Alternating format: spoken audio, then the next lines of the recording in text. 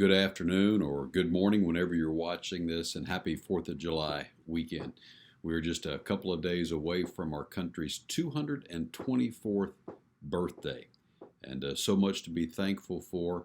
I know several of you watching this don't live in the United States of America, but you are connected to it as well, and we're thankful to be Americans and thankful for you as well in your countries. I think yesterday was even Canada Day, as I was reminded by one of my clients as well. But I look forward to this weekend. I hope that you are as well, as a time to reflect, especially with what all is going on in our country at this point, and the fact that there's been a lot of changes, a lot of issues that have surfaced here over the last several months. And I trust that all of you are safe and all of you are moving forward. I will tell you that one of the things that I hear often from people, from clients and people who used to be clients on a regular basis, and other people who just have a question is, how do you lay out a budget and then live by it? Do you not know that things are going to happen through the month? And how do you prepare for those things? Well, a lot of those things that we should be preparing for instance, like car repair or car tires or that vacation or even Christmas, of which we're just less than 6 months away from. It seems unreal, doesn't it? Other things that we should be saving for as well, like a home repair or something like that, that's not necessarily an emergency, something that we'd like to do. Save up and pay cash for that, unless you're going to cash flow it out of your budget on a monthly basis. But sometimes we run into some problems. I haven't done a video here for the last couple of weeks because I spent a week in Iowa on a church mission project. And then last week, spent several days in Florida with a little family getaway, and we had a wonderful time down there. But coming back from Florida, and my wife was driving, and I called my daughter, who was a couple of hours ahead of us, just to see what kind of progress that they were making. And she informed me that they were a little bit behind, simply because they ran into some traffic issues, and they had to get off and take a detour.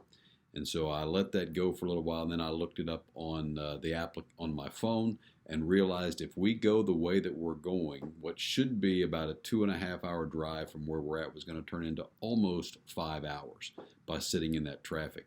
I don't know whether it was road construction or an accident or whatever, but it still had not cleared. So immediately that app gave me the opportunity to change routes, and it took me on a detour. I had the best laid plan of the way we were coming back from the most efficient time, and everything was on track till we hit that obstacle. And the point is, we had to take a detour. And that reminds me about our budgets. Sometimes we have the best balanced plan that we can have, but things happen. Somebody gets sick. The tire blows out on the car. Hopefully it's nothing as tragic as that, or even worse than that. But sometimes things happen that we have to deal with. And my encouragement to you is, deal with those from a cash flow perspective. In other words, while you've got a balanced plan and you're not changing your budget, you may have to change what you're doing, simply to afford you the cash to be able to do what you need to do without touching your emergency fund. Your first criteria on that detour is, do I have to do this? And if I don't have to do it right now, the answer is no. I'm going to push it out till next month, or whenever I would need to deal with it, or whatever time I can save up to make it happen. Secondly, if I still have to do this, what areas can I cut back on? And obviously, the earlier in the month that you can find that, easier it's going to be able to do that.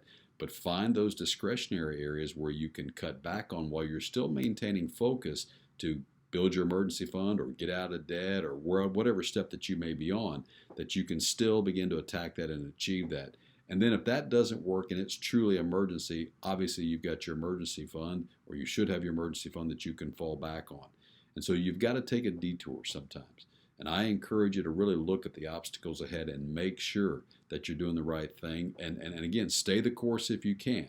But if you need to, take that detour to make sure that you're on track as best you can. It would be nice that when you build a balanced plan, every month lays out and works out the way you've got it laid out. It doesn't.